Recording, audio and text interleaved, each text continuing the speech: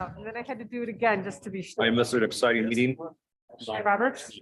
Thank you. My crib sheets. Does not include.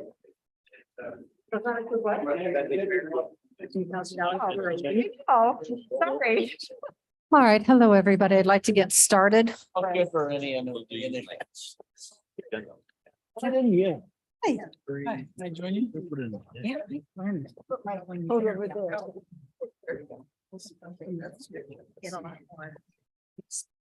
I'd like to call it to order.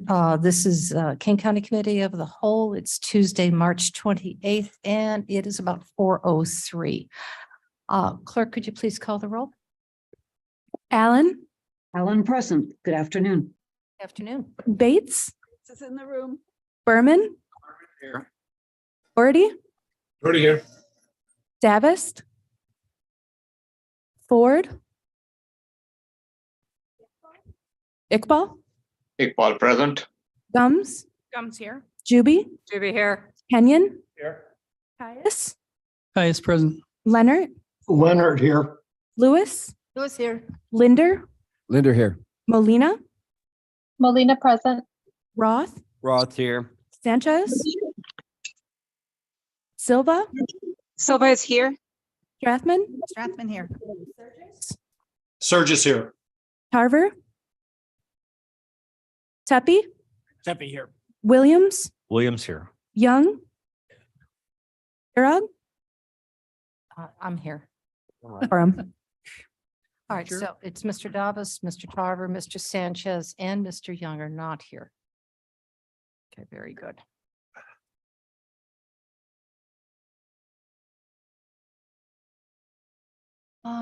Ms. Juby, why don't you lead us in the pledge?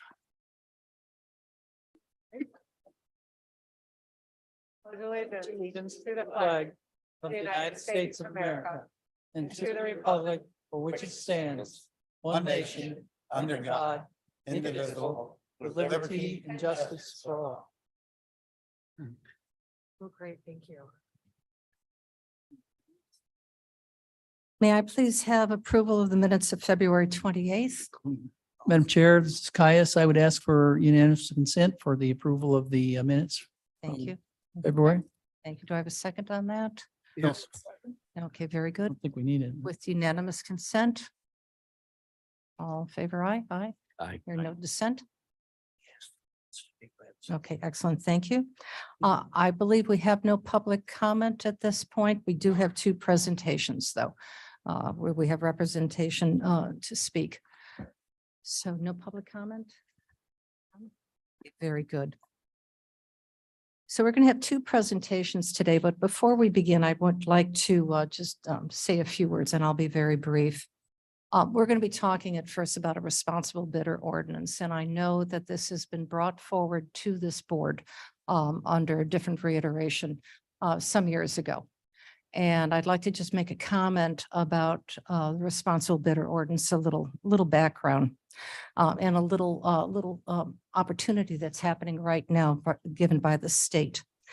A strong and equitable economy for Kane County is built on providing every opportunity to provide good paying jobs. By encouraging not only apprenticeship programs, but also now a pre-apprenticeship program at our schools. As part of our county's construction projects, we will be able to address equity and good paying jobs within our area. And also encouraging a trained labor force.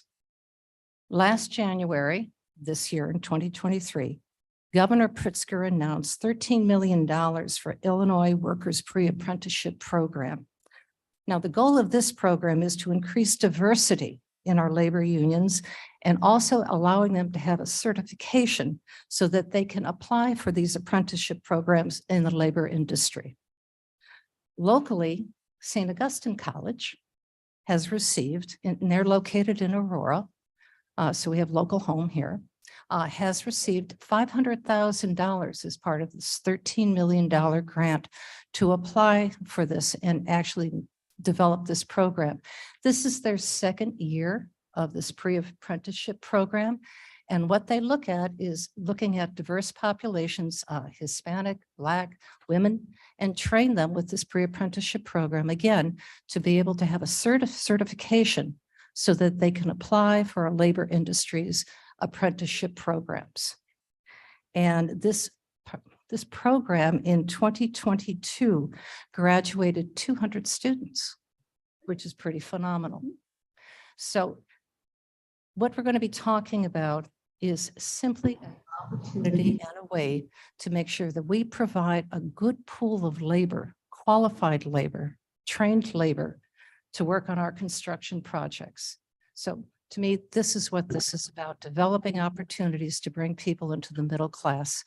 And I'd like to have you also know that when I was a mom, and I have 2 adult children, still always a mom, but when I first looked at them and they first were born, I counted fingers and toes.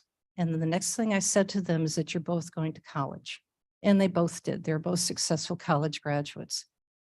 But that was my story. That's not the story of every family, nor should it be. The construction industry, according to research, over a period of 6 years is equal to the pay, if not exceeding the pay of a college graduate. And there's very high level of graduation within these apprenticeship programs. So this is not something to take lightly. It's not something to take as a burden for the county. It's a way of providing opportunities to make sure that we have good paying jobs, local paying jobs, which will pay back to our economy.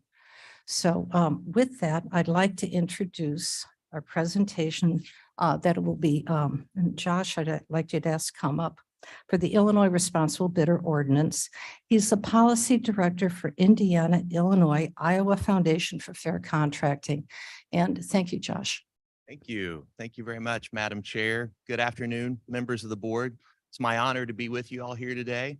And thank you for the opportunity to discuss and provide what I hope will be a good primer on responsible bidder ordinances. That's one of the things that my organization focuses on, and we'll get into that.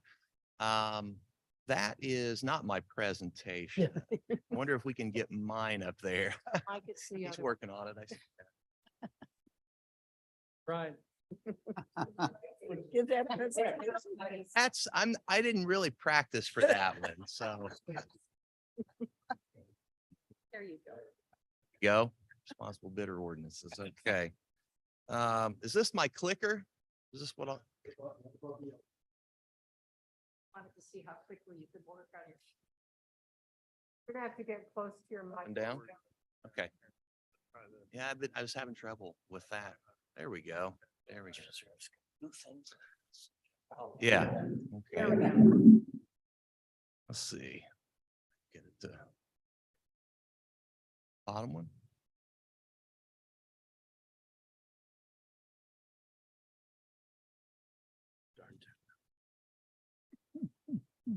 Thank you. Thank you for the help. So while I'm getting a little help with my buttons here, I'll just start out by telling you a little bit more about me. My name is Josh Wagger, and I'm policy director with the Indiana, Illinois, Iowa Foundation for Fair Contracting.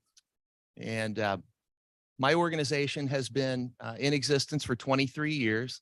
There we go. Something's happening. Which button was it? Okay. All right. So my organization has been in existence for 23 years now, and have been dedicated for 23 years just to the betterment of the construction industry. That's what we've been focused on. But we've always embraced a dual mission, with the other mission being to help secure and expand taxpayer value. And so we're always exploring public policy models, practices that can help us maximize and help local governments maximize taxpayer value. As you can see there, the slide says 14 counties in Indiana, 25 in Illinois, and 7 in Iowa. And so we, achieve our mission with a handful of different efforts, those 5 comprehensive points that we list on the slideshow there. Procurement oversight, market share analysis, job site monitoring, public policy, education, which is what I do. Just a little bit of background about me. I've been with the organization 7 years now. I'm a policy wonk. My deal is the construction industry and public policy as it relates to the construction industry. Before that, I spent 4 years at the Illinois Capital Development Board, where I was deputy director and helped oversee the last major public works state capital bill. It was called the Illinois Jobs Now program, $30 billion program. But when I was there, we oversaw $4 billion worth of construction. So the actual procuring, the bidding, the awarding, and the managing of construction. And so we did about $4 billion in the 4 years that I was there. So I've lived it.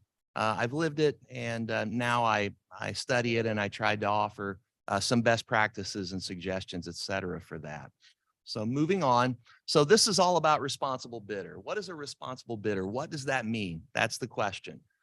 So it's important to know, and you all probably know this, the law requires us to award contracts to the lowest responsible bidder. That's what it says all throughout the law, lowest responsible bidder. And that's fine for state government because the term responsible bidder is well defined in the Illinois Procurement Code that applies to state government construction. That's great. No guesswork.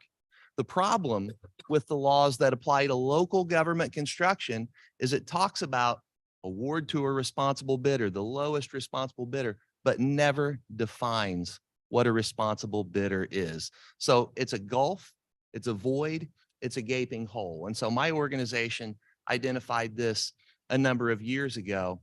So hence to fill that void, working with other elements of the industry, we developed this model responsible bidder ordinance.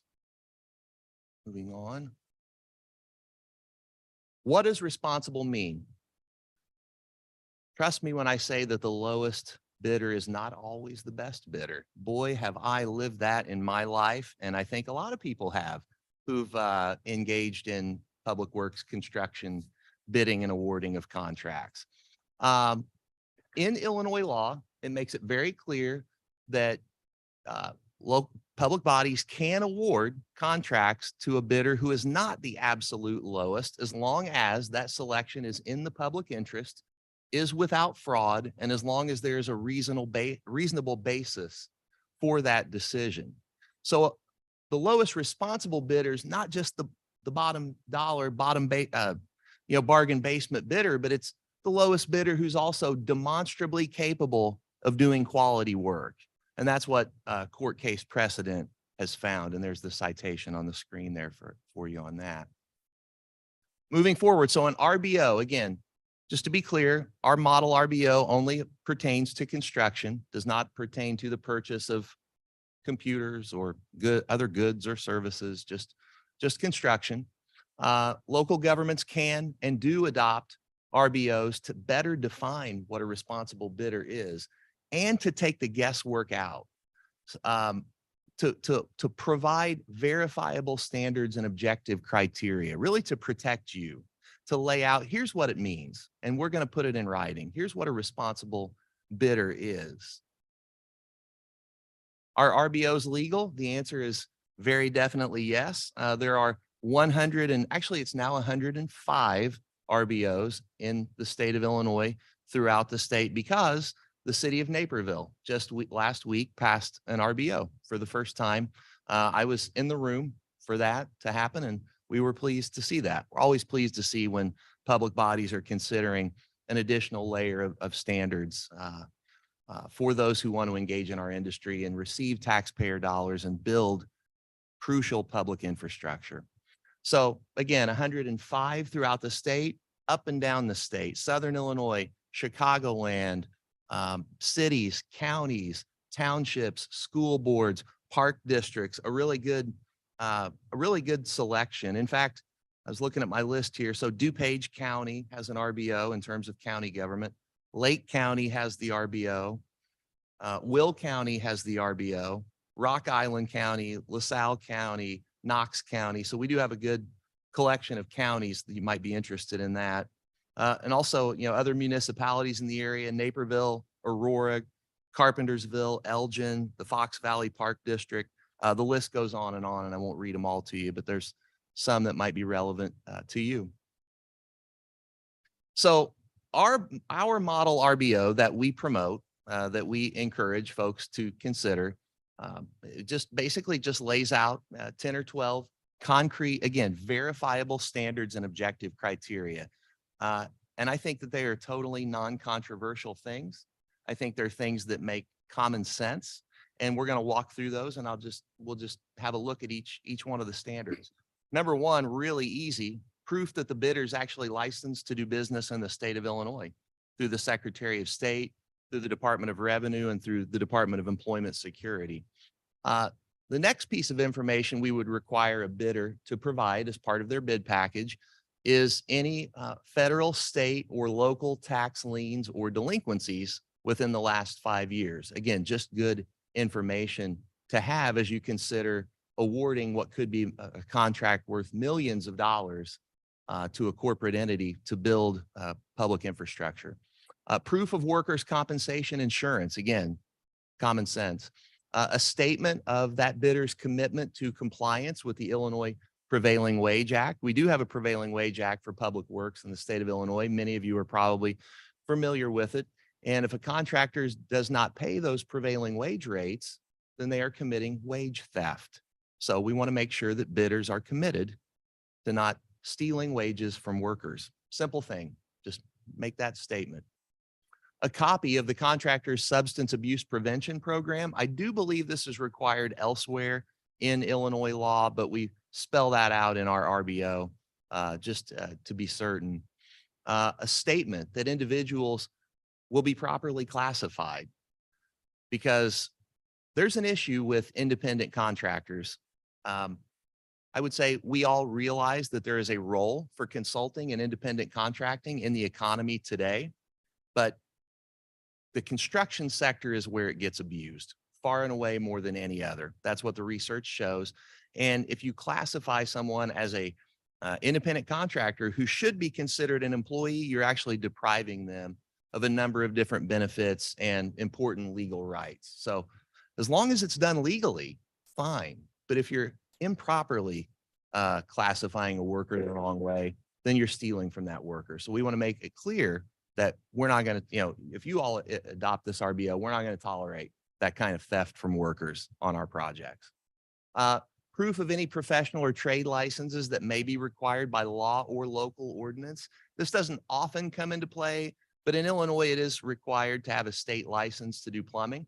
And so that's one example. And then in some other instances, we find at the local level, there may be licenses required to perform different trades. So we just have that general statement in our model RBO. Moving on, evidence of participation in apprenticeship training programs. This one is important. And this is a topic that Madam Chair touched on at the beginning of her remarks. And it's a topic that I'm really excited about. And so it's one that we spend a lot of time at my foundation. Apprenticeship programs, as Madam Chair said, are the bachelor's degree of the construction industry.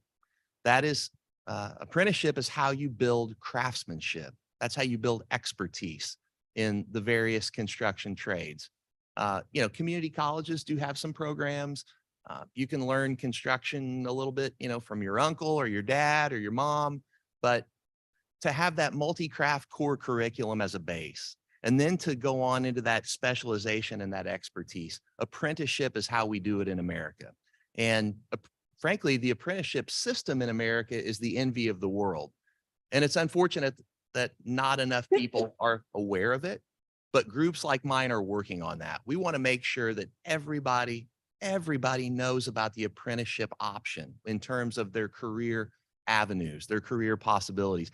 And frankly, apprenticeship is growing outside of our industry too. We're seeing it now in information technology, in culinary arts. I think everyone recognizes it's really just a best practice, and it's growing by leaps and bounds across America.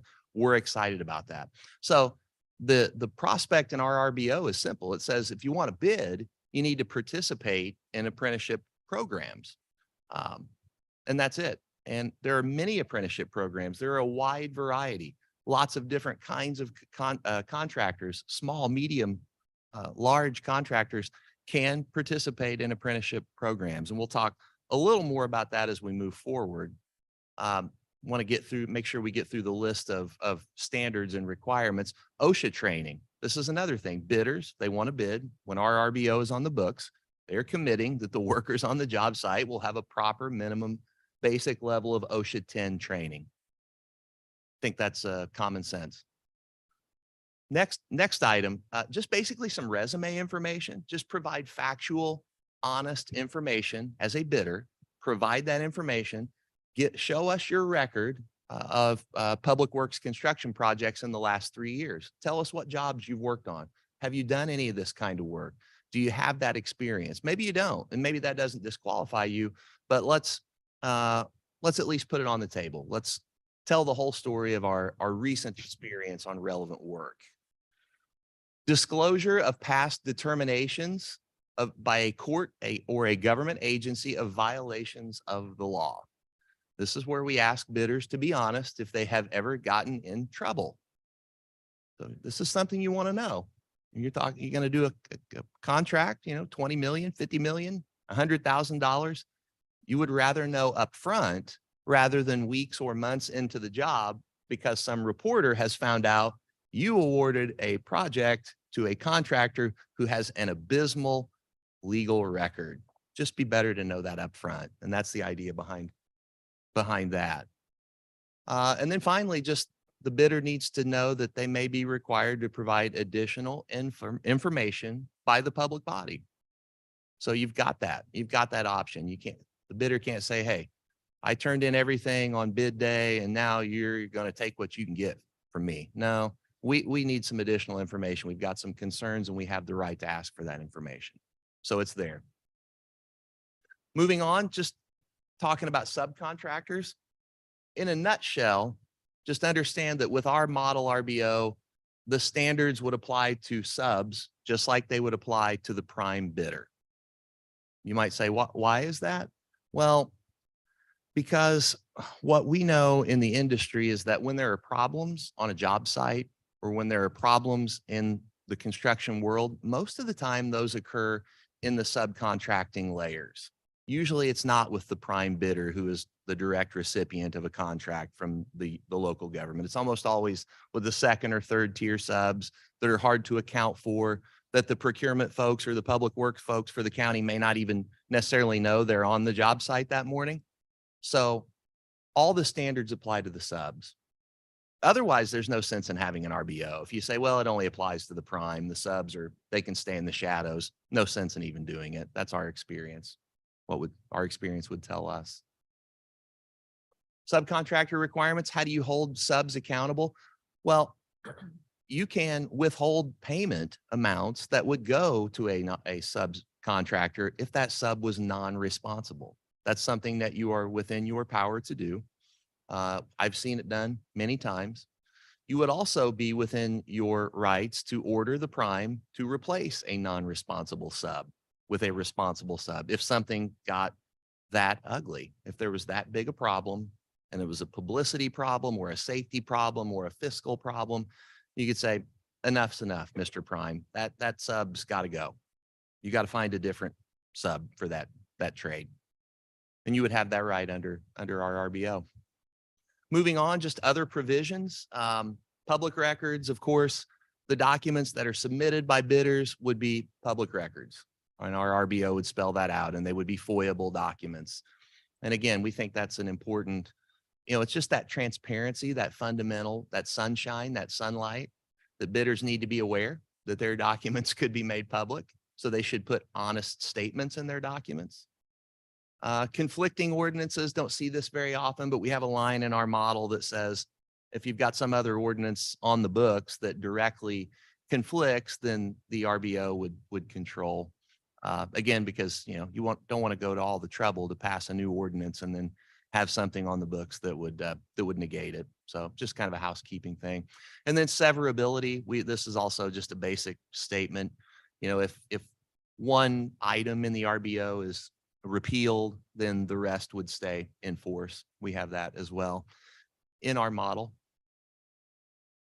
Incomplete submissions, of course, it goes without saying, so I'm not going to belabor the point. Bidders can't submit incomplete documents as part of their bid. And it's crystal clear, I think, probably elsewhere in the law too, but certainly with our model, that anything, inadequate, incomplete, untimely would result in the rejection of that bid proposal. And then, of course, when it's all over, when you've received all your documents, the bidder has come in with their bid, they've submitted all their responsibility documents, folks have got their checklist out. Okay, we found each one. This one's good. Then at the end of the day, the public body has the right to determine that responsibility and make a determination and say, hey, this is a responsible bidder. So we can accept this bid. We can evaluate this bid and look at this number. So yeah, sole authority to determine that at the end of the day, the public body has, or the contracting department. This is a big question that I get a lot. And so I want to address this. A lot of people would say, I think it's reasonable to ask, well, wouldn't your RBO increase cost? Wouldn't it make the construction price tag go up? Because if you're saying, oh, hey, only bidders that meet high standards can bid, wouldn't the price tag be higher? You might think that, but we've actually got rigorous scholarly research that completely refutes that. And so the Illinois Economic Policy Institute has done that homework. We've analyzed thousands of RBO projects and non-RBO projects across the United States. And as the ILEPI says, RBOs are protection plans for taxpayers, providing the highest value at the lowest cost with no evidence that RBOs raise construction costs. So, and in fact, ILEPI has some research that showed that in states with a lot of RBOs, bidding competition increased between 8 to 10%. And you might say, how could that be? Well, here's why. Because when contractors know that they're all going to be playing by the same rules and they all have to follow the same set of rules and there's going to be transparency, then good contractors will oftentimes go ahead and come on in and bid. They'll sharpen their pencil and they like to compete, but they don't want to compete with somebody who's going to commit wage theft and who's going to bring in disreputable subcontractors and do things that might save money, but will turn out bad for you. So that is why that finding exists today. And we had a really intensive study in Ohio school construction, and we have the scholars there that said RBOs have no discernible statistical impact on construction costs, quote unquote. On the other hand, as I said, we know that cost overruns are often caused by non-responsible contractors, and those things are well documented. They can be devastating to project budgets. They can be devastating to public safety. We all recall the bridge collapses and some of the ugly things that have happened in some of the deep southern states with the construction where there's very little oversight and not many standards, the collapses. Those things are well publicized and they should be avoided, of course. Do RBOs impact small business? This is another question I get. So I want to make sure that I address this. 29,000 businesses in Illinois are engaged in construction. 8 in 10 of those firms are deemed small businesses under the state and federal definitions, the SBA definition and the Illinois Department of Commerce definition of small business. So, and I think this is a misconception. A lot of people think big construction, big bridge projects, big building projects, these companies are behemoth, massive, and there are some. I mean, you see companies that do construction and they operate in like 30 states and they do $1 billion in revenue. You know some of the names, but that's actually the exception. The truth of the matter is construction is overwhelmingly small business. And oftentimes it's mom and pop. It's passed down. Grandfather started a business, passed it down to dad. Dad passed it down to brother and sister. We have a lot of that in the industry that I see. Usually they don't give the business. They usually sell it to them too. It's like, okay, you're my son, my daughter. I'm not going to give it to you for free. You got to buy it. So anyway, that's what we've seen a lot of that. So it's a great thing. And just to be clear, there's a union segment and a non-union segment in construction. The numbers hold up for both. The vast majority are small businesses, whether they're whether they're unionized or not. And that's a business decision, whether or not you want to be a union contractor or not. And apprenticeship programs, actually, there are programs that service the union side of the industry and some that serve the non-union side of the industry. So it's really not a union or non-union thing. It's really just about having a set of standards in place that make sense, that give you a reasonable level of protection for taxpayer dollars. So that's what it's all about for us. And so that's why we promote this particular model. Moving on, that's all that I have. I hope this has been informative to you. I love the conversation. I'm a policy wonk. I'm kind of a nerd when it comes to this stuff. I do it all day, every day, and I never get tired of it. Really, really excited about what's happening with apprenticeship in America.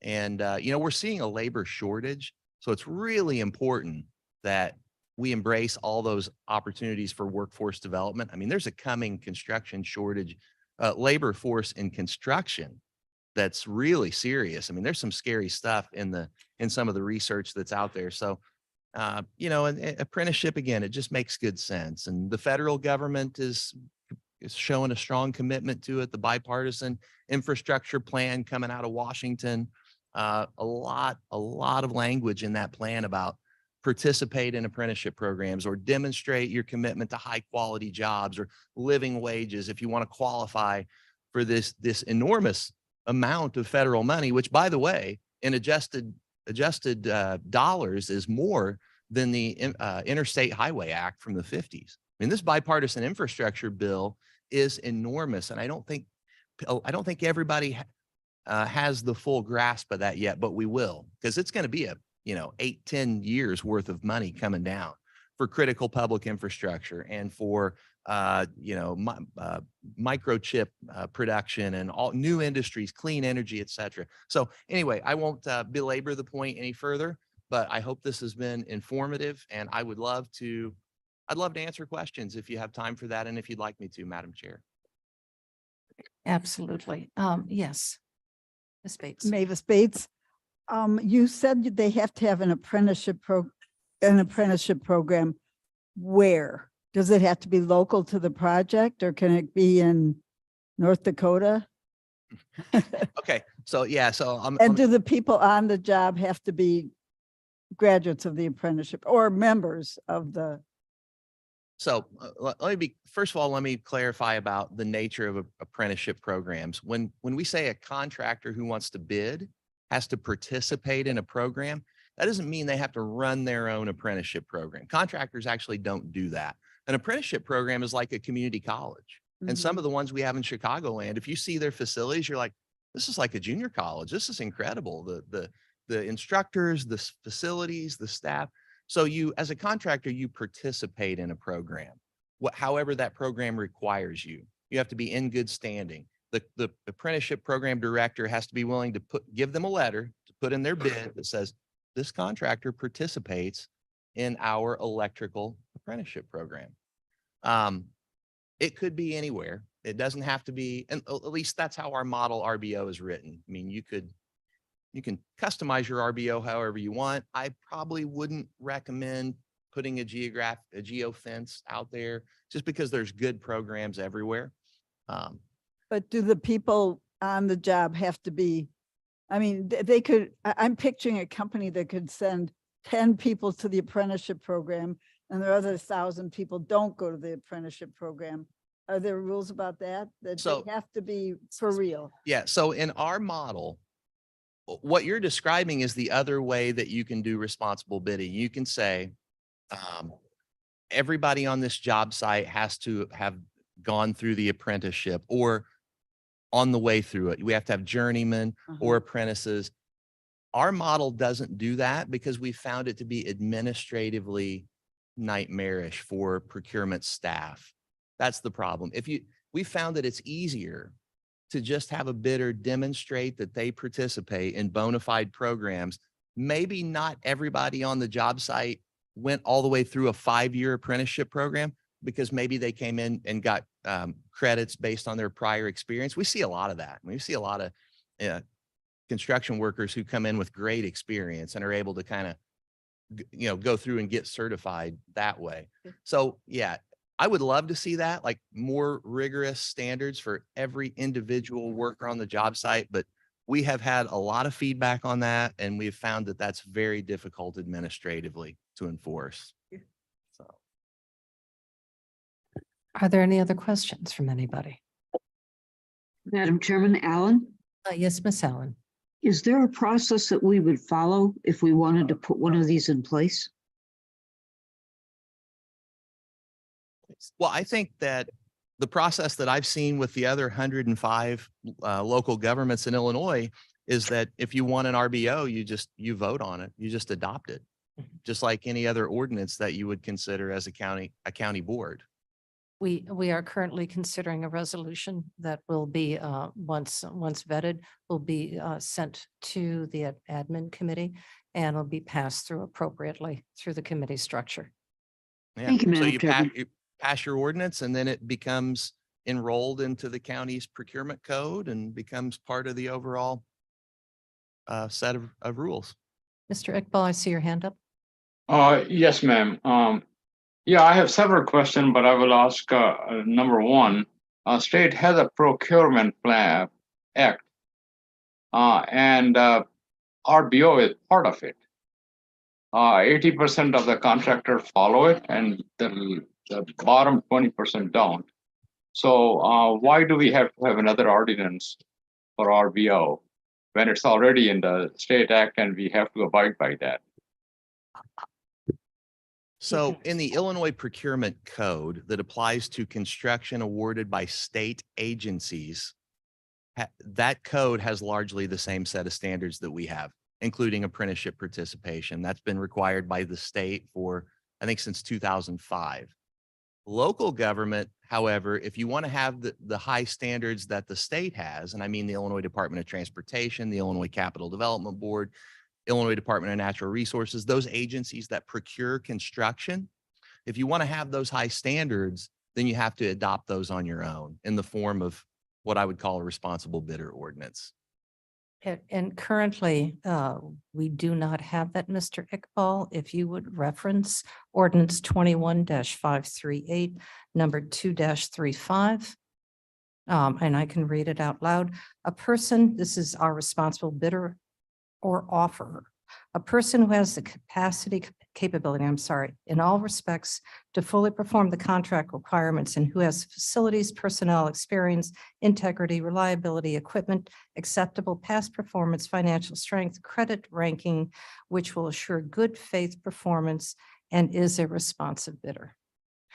Right now, our controls are the lowest bidder. We have a lowest bidder ordinance, not a responsible bidder ordinance, and that's a big difference. Yeah, thank you, madam. One more question. Are there any exception to getting all the projects in the RBO? Well, if this were to pass by the Kane County Board, then any and all bidders would have to meet these standards. So there wouldn't be any exceptions per se. And this is primarily only for construction projects. That's right. Okay, thank you. Are there any other questions from anybody? Yes, Ms. Bates. Could I have a quick definition of a construction project? I Yeah, mean, an IT, putting in a great big IT thing would not be. Good Okay. question. Our RBO actually lays out some rigorous definition of construction. Yeah, it's not maintenance. It's not, it's not bringing somebody in to do annual maintenance on these windows. It's not. It's actually in state law, there's a pretty rigorous definition of construction. In the Illinois Prevailing Wage Act, it is Okay. there. All right. It's also in the Employee Classification Act. Those are the two pillars, because construction is an important word. You're right. It has legal ramifications. So that's the two pillars that defines construction. And then in addition, our RBO basically just builds on those two definitions. Yeah. Demolition is construction. I can tell you that. Some people say, no, it's not. Other people say, well, that's not construction. That's installation. You know, they use some cute words, but you kind of know construction when you see it, I think. But there are some instances where you're like, I wonder if that would qualify or not. That's right. Yeah, but it's not preventative maintenance. It's not annual maintenance. It's not those sorts of things. So. Anybody else? None? All right. Thank you very much. Very informative. Thank you very much. Really Thanks, appreciate Madam it. Chair. Appreciate your time and your interest, all the members of the county board, and best wishes to you as you consider this ordinance. Thank you. Thank you. Thank you. Well done.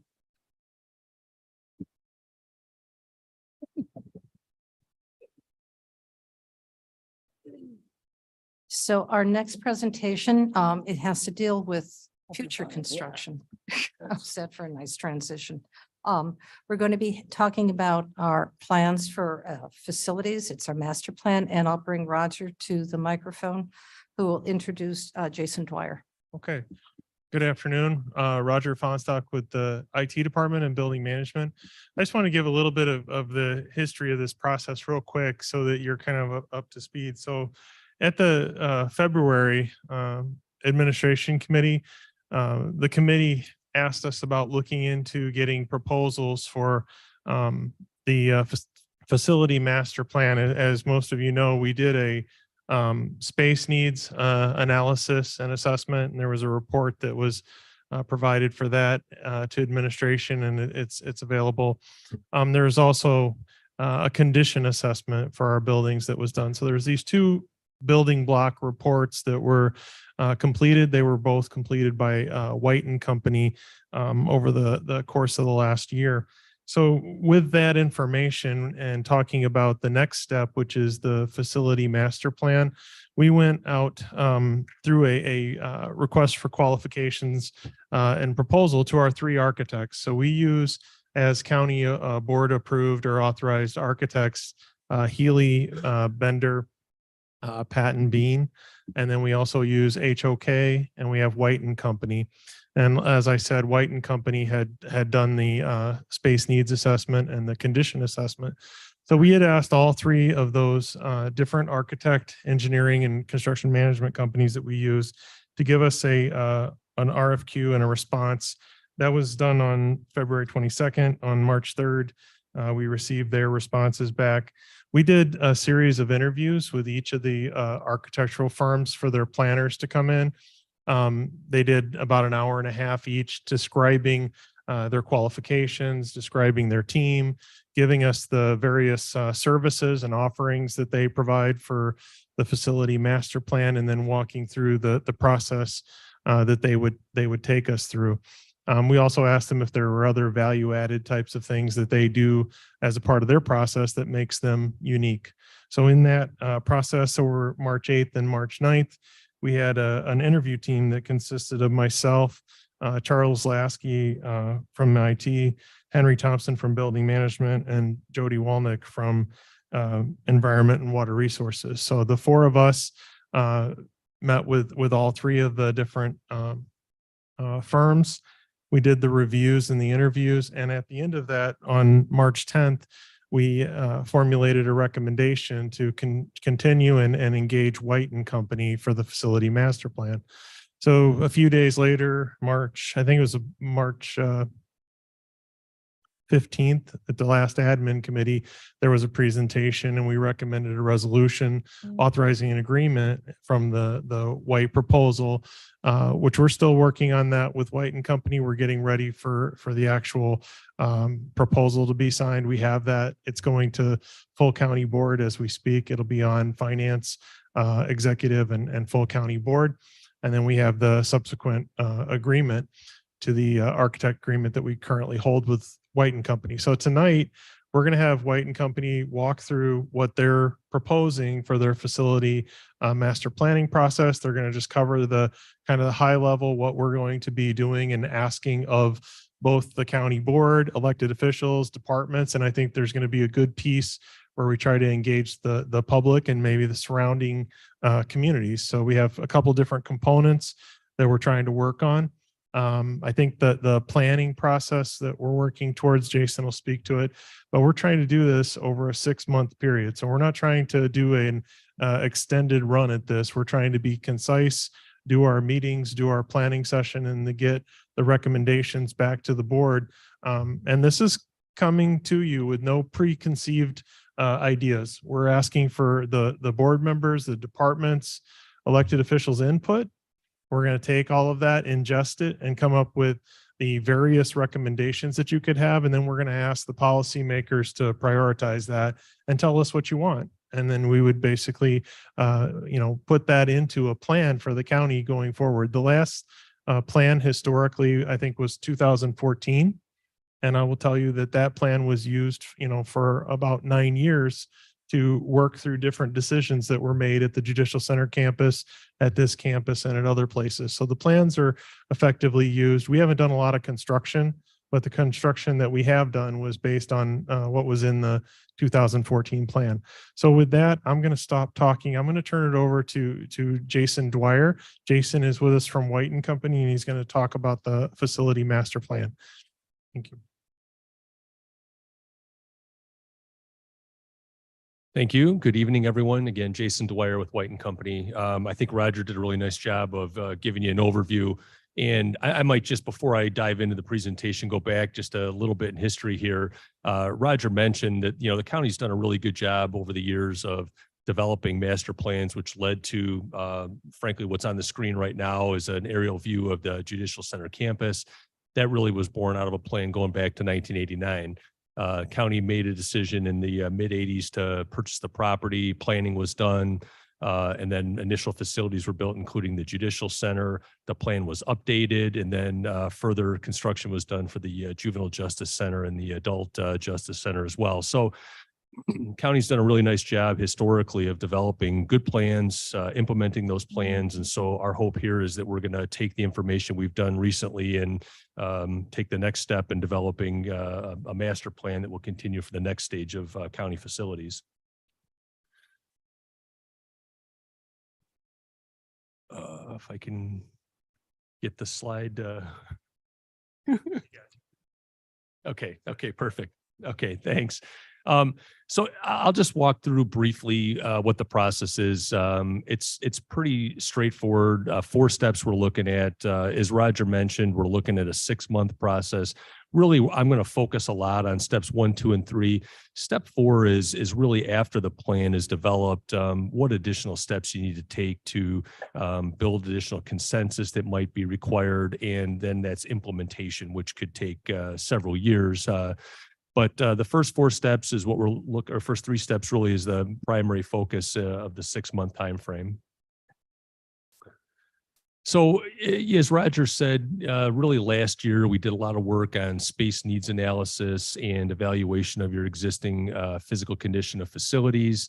And then this was presented, I think, at the February Administration Committee meeting is kind of a pretty concise overview of the findings from that. And what we learned really is that there's a variety of different needs in play here. Some of them are true space need considerations because I'll use state's attorney maybe as an example there, where the state's attorney's office has grown over time and really the space has not grown with the office. So that's truly a situation where there's an increase in additional staff and other functions that are necessary for proper functioning and support of that office. And so there's a real true space need driving, needs in the judicial side of the house. On the government side, really what we found is a lot of the needs kind of come back more to challenges with the existing conditions and existing facilities. So many of you are very familiar with this campus and understand that it was not a purpose-built campus. It was a campus that the county moved into. And county has done a nice job over the years to make best use of the facilities and adjust and enhance as best as possible throughout the years. But there are a number of challenges here that are really driven more by physical conditions. We've talked about accessibility issues, a variety of other things that are driving the need. So really what we're looking to do now is take the information we developed in the space needs and the physical conditions assessments and then develop scenarios to solve the problems, to give you a roadmap for the future. So one of the other kind of primary things is the engagement process. As Roger said, we don't come into this with preconceived notions of what the solution is.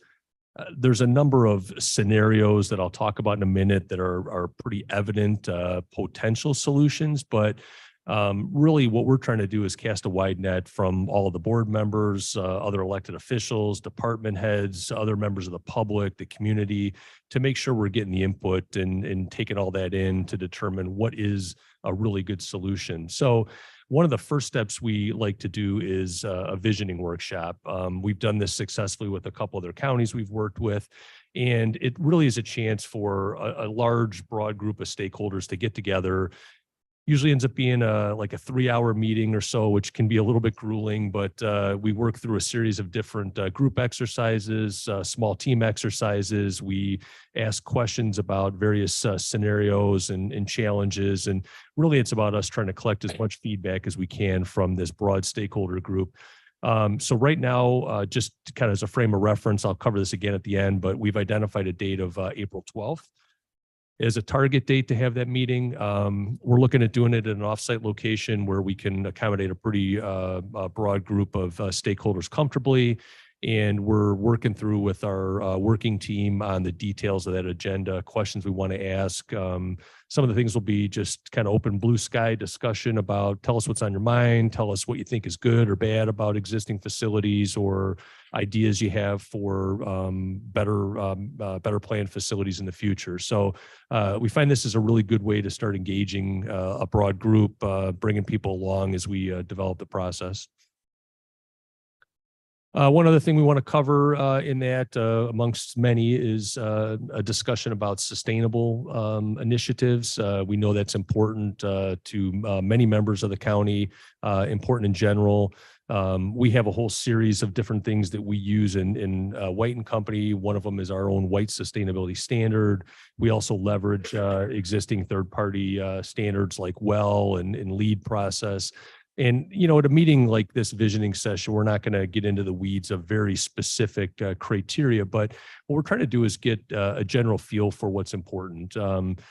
For us, it's outlining a whole host of different scenarios you can do. Some of them involve grant opportunities that can help pay for facilities. So we try to provide some good information across the entire team of what's available out there, and then get feedback as to kind of what level of priority and what level of importance each of those things have and how much that should be woven into the overall master plan.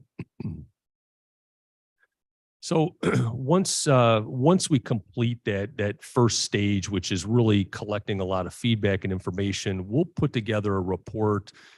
We've kind of talked about a couple different options. In fact, it might not be a bad idea to maybe come back in a committee of the whole possibly to provide kind of a report out of the findings.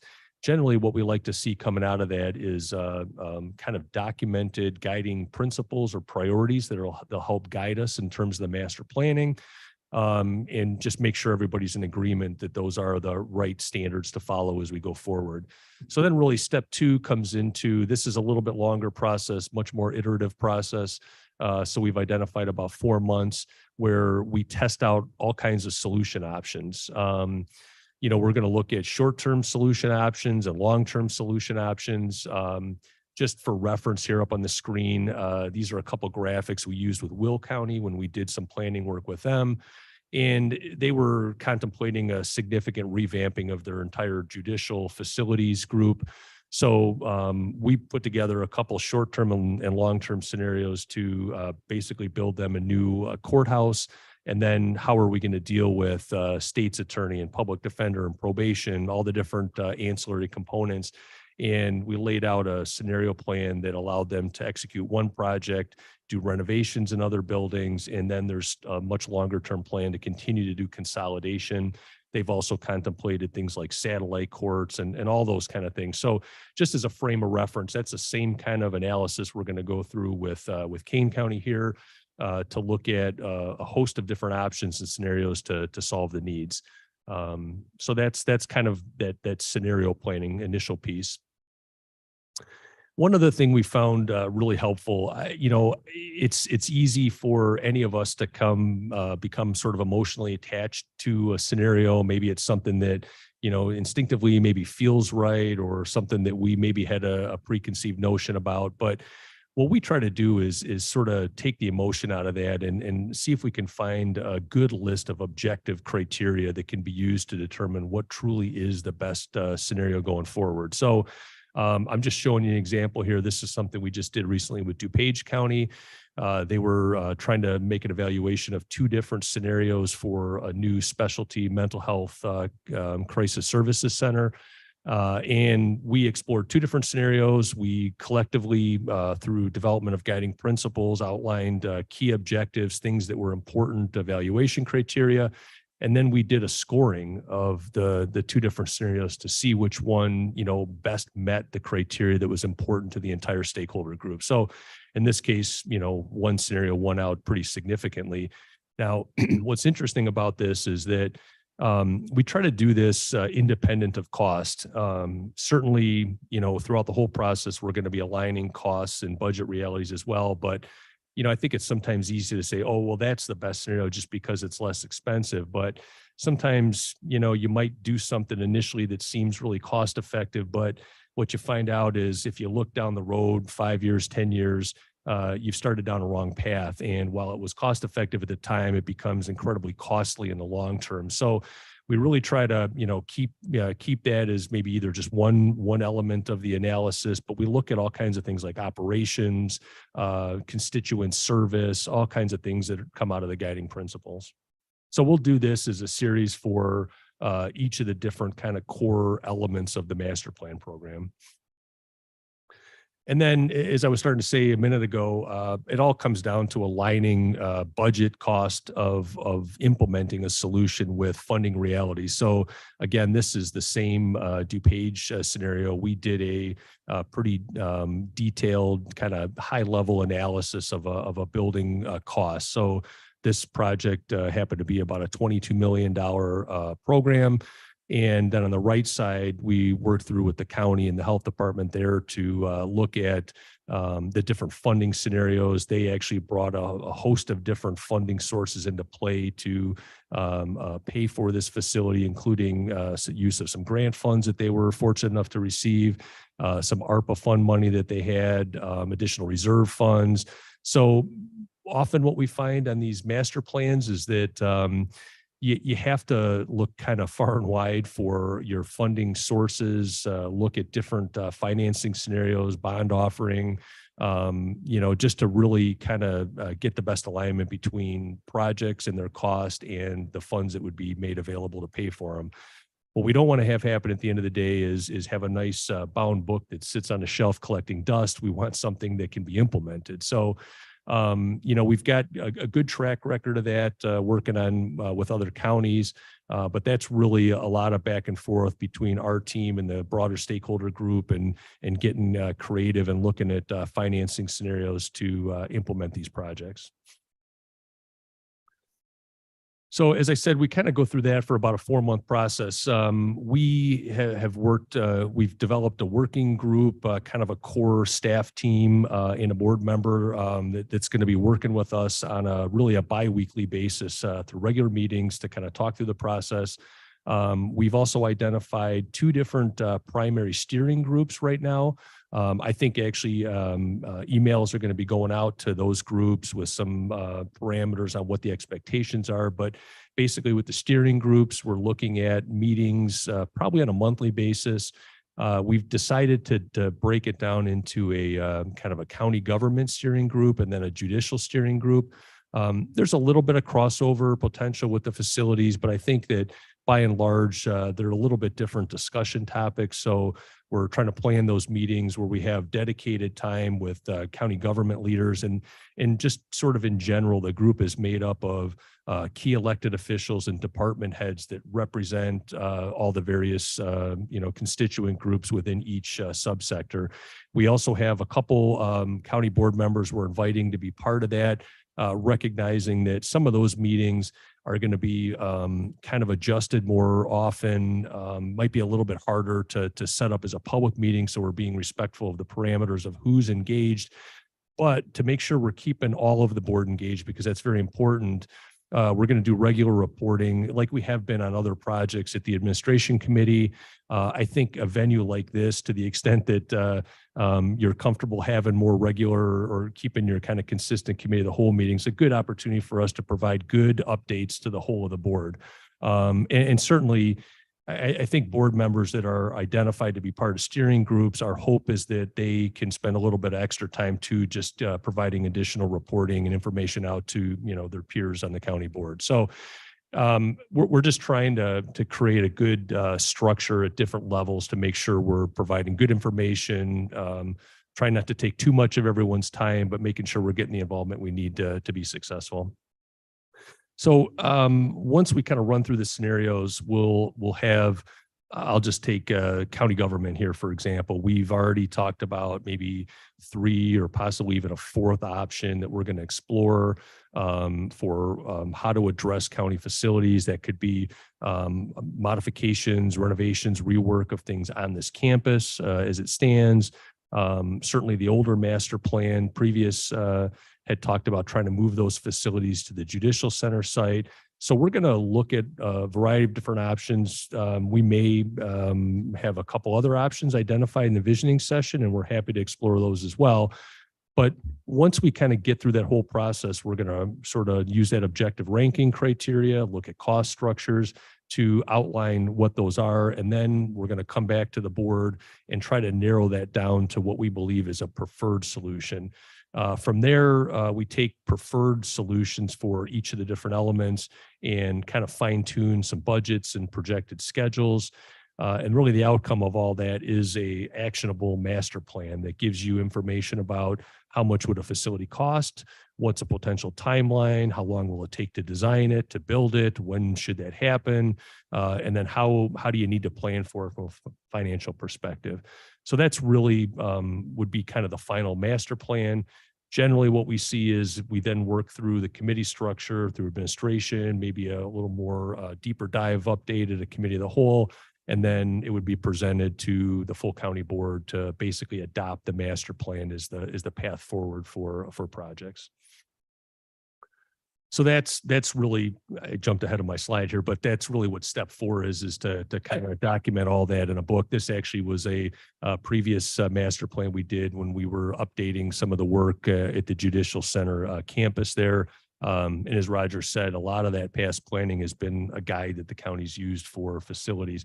But I think now it's a good time to revisit. We often find that, you know, you develop a plan, you implement parts of the plan. Sometimes things change over time, new opportunities present themselves, new legislation maybe that wasn't anticipated comes into play. So it provides you a good time to do an update on the plan. So that's kind of where we're at now. We're looking at doing a good update. This will be comprehensive. We're not gonna stick with the old master plan that says you should do this. We're gonna explore a couple different scenarios. I think a couple new opportunities have presented themselves that are worth exploring. So, you know, we're excited to dig into that and you know, move that process forward. So just last slide, I just wanted to kind of touch on sort of where we stand right now. We've kind of launched the effort with the working team. We've outlined who all the steering groups are, and representatives are going to be getting emails about that. I want to let all of you know the April 12th date that I mentioned for the visioning session. We'd love to have as many or all board members if we can. You know, we're going to have a whole host of other people there, but we want to get as much input as we can. And then, as I said, we've developed a schedule for regular updates to committee. Happy to add in other updates at special meetings as necessary as the process evolves. We think we have a really good plan and path forward, but we're also flexible. So if something new comes up that we need to kind of weave into the mix or an extra update, we're happy to do it. So the plan is to wrap this all up and be able to present it at the administration committee in September. Then from there, as I said, you know, maybe you might want to do a little deeper rundown at a committee of the whole, and then seek maybe in October to adopt it at a county board meeting. So that's kind of the overview of the whole process, and I'm happy to answer any questions you might have. Are there any questions? I have a quick comment. Everyone roll up your sleeves. This is going to be an amazing opportunity for us. Are there any questions on this? Madam Chairman, Allen, Yes, Miss Allen. Jason said just before the wrap up, and a couple of other interesting opportunities have emerged. Well, everybody's ears perked up at that. Can you go into any detail about the interesting opportunities? Sure. I mean, I don't want to, this isn't earth shattering, but I think, you know, and I've been involved, some of you may know that I've been involved with the county in the past and was helping author some of the prior plans. But I think in past planning, we really weren't thinking a lot about the Fabian Parkway site. You know, that's the site, obviously, of the old jail that's been demolished for some time now. And actually, there's some other older buildings there that aren't being used, and those are going to be demolished soon. But that site wasn't really given a lot of consideration for additional county facilities. But I think it has some merit to be explored as a potential, you know, maybe that would be a different location to consolidate county government. So, you know, that's just one thing I think that's newer from past planning, something that we're interested in exploring. We've even talked about, you know, is there any merit to looking at maybe a separation of some of the county government functions? Don't know for sure yet, but certainly there's kind of two primary types of functions for the county government. There's, I guess, what I'll call more customer facing groups that are regularly interacting with the public. So the county clerk or supervisor of assessments or treasurer. And then there's some more back office, less, you know, customer facing functions. So, you know, is there some kind of a hybrid scenario where maybe some of the customer facing functions are put into a location that's really user friendly? Right now, a lot of your customer facing functions are in different buildings on this campus, which just makes it hard for people to come here. Sometimes, I mean, I think those of us that do a lot of work with the county, we understand the difference between what the clerk does and the supervisor assessments, but a lot of the public doesn't. They just say, well, I guess I need to go to the county building, and they're not quite sure where to go. And then they get here and they're not sure which office to go to. So, you know, maybe there's a scenario to look at a consolidated customer facing function and then something a little bit different for back office. So that's just kind of some initial thoughts. And as I said, nothing is sort of baked in yet. We're going to just explore all these options and determine what's the best solution that meets, you know, all the criteria that I've identified. Thanks. That's a great description. Any other questions? Yes, Ms. Gumps. Madam Chair Gums. Thank you very much. You had indicated that you wanted to take the emotion out of this process. I would ask you to maybe elaborate on that a little bit, and then I'd like to comment. Okay. Yeah. So I don't know. I don't know if I stated that quite right, but I think that what we're trying to do is, you know, we're trying to evaluate all the different criteria. I think, you know, what we found sometimes is some people have like a real strong passion for one element of a plan. So maybe it's a focus on, you know, I have to have brand new purpose-built buildings, or I have to preserve an old building. And I think that what we're trying to do is look at objective criteria that takes into account as many different things as we can. You know, what is the impact on operations? Sometimes you look at something, it looks like from a initial investment, it makes a lot of sense. But as you look longer term, it doesn't really meet, it doesn't give you growth potential that you might need. It might not effectively support good operations. It might eliminate the possibility for co-locating a couple groups, and who knows, maybe even having an opportunity to cross-train some staff to serve a couple different customer-facing functions. So, you know, when I say take the emotion out of it, it's really about, I guess, sort of breaking down maybe a preconceived notion and saying, let's all try to just, you know, take a look at this with fresh eyes and look at all the different criteria that might come into play.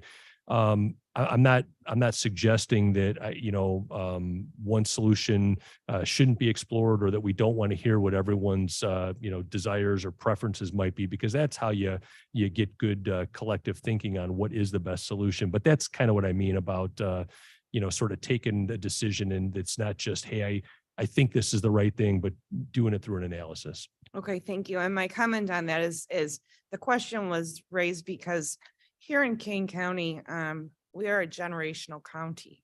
We're very heavily rooted, right? So generationally, we go way back. And when you said that, it concerned me a bit because that matters to the folks in Kane County. It matters to my constituents. And certainly we don't want to make emotional decisions with taxpayer dollars, but we also have to recognize that the folks in Kane County use their emotions. And I can give you an example of that. We had a property in Aurora. It was Copley Hospital, and it stood there empty for a very long time. And the community now, the response is they rehabbed it, they redid it, and it's beautiful. And the community it's a buzz everywhere. So they made this old thing wonderful. And I'm not suggesting that that's the way we go. I just would hate to remove that from our conversation. Yeah, I think, when we talk about the visioning session, that's the kind of information we're trying to draw out of people. What is important to all the different constituent groups? And, I think what we find is that there's a whole host of different things, and we're just trying to capture all that and see if we can collectively, as a policy group and us as consultant advisors, try to distill the best elements of things that can be most supported broadly throughout the county into guiding principles that'll help us make the best decisions we can for future facilities. And if I could make a comment, and I appreciate that comment, but that whatever decision is made by this board, that does not necessarily mean that our historic buildings, let's say this is not historic, but would not be repurposed, very much like Hopley Hospital left and built a new facility and repurposed it. Yeah. I'm just talking about the pride of the community and I seeing these understand. things. So I understand. I but just wanted to make sure. We did And that. I really want that clear on everybody's table that are in mind, that does not mean that if the decision is to relocate to a different facility, that this particular building would be torn down. No, I didn't. Yeah, no, I'm not suggesting that. I just. Ms. Bates. Thank you, Madam Chair. I will get my microphone so people can hear me. Mavis Bates. I have 4 questions.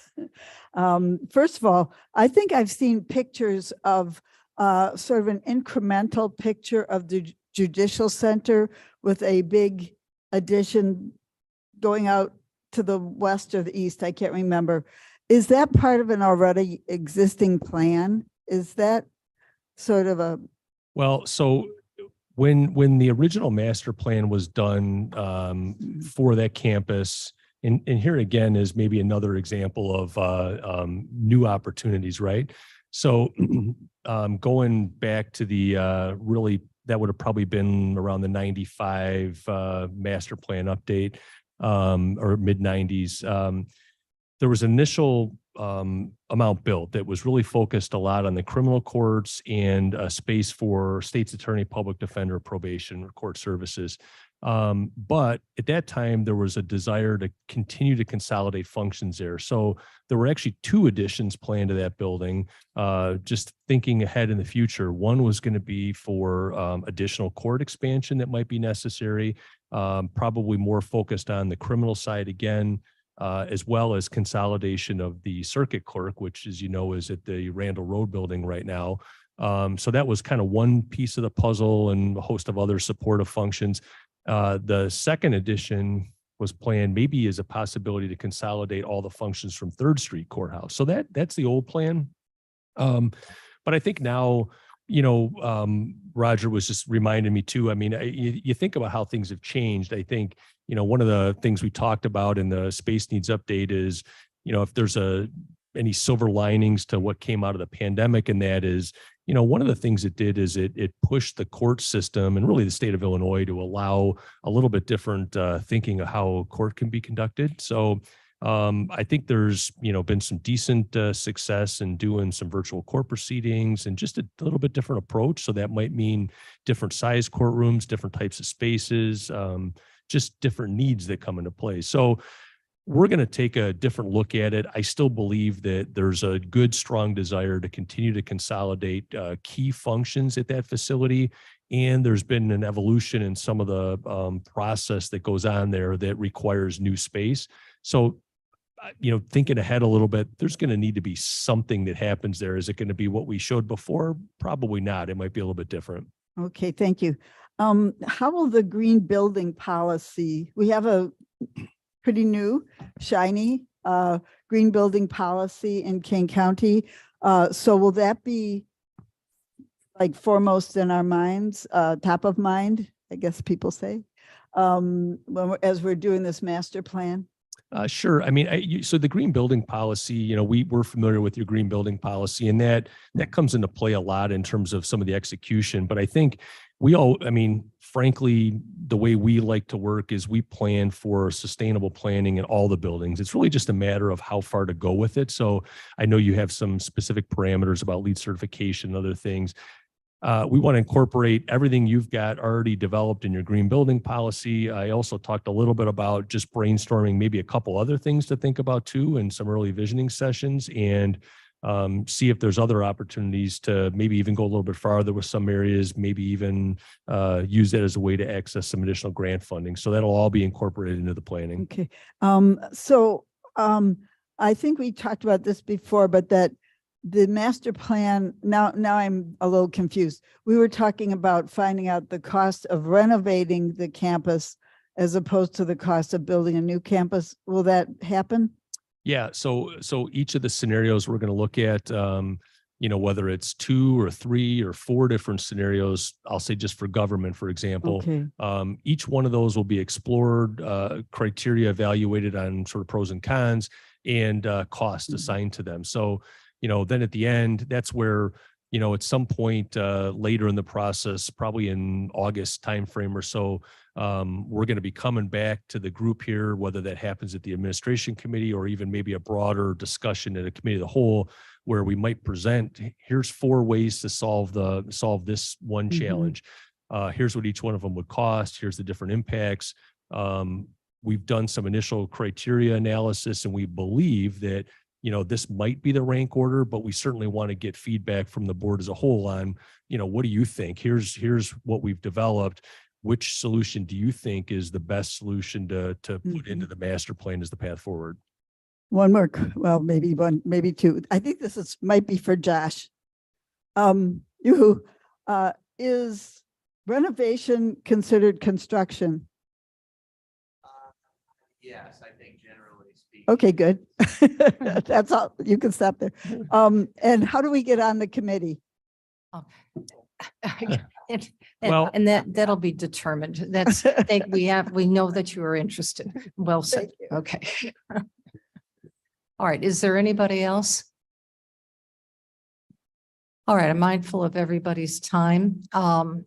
With that, thank you very much. Well done. Well done. And I know that there is no need for executive session. So as it is our process or our policy, Mr. Kenyon.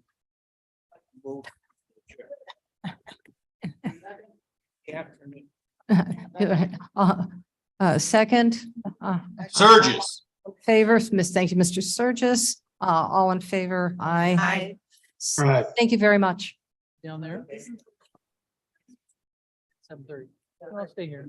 It's a good committee of the whole.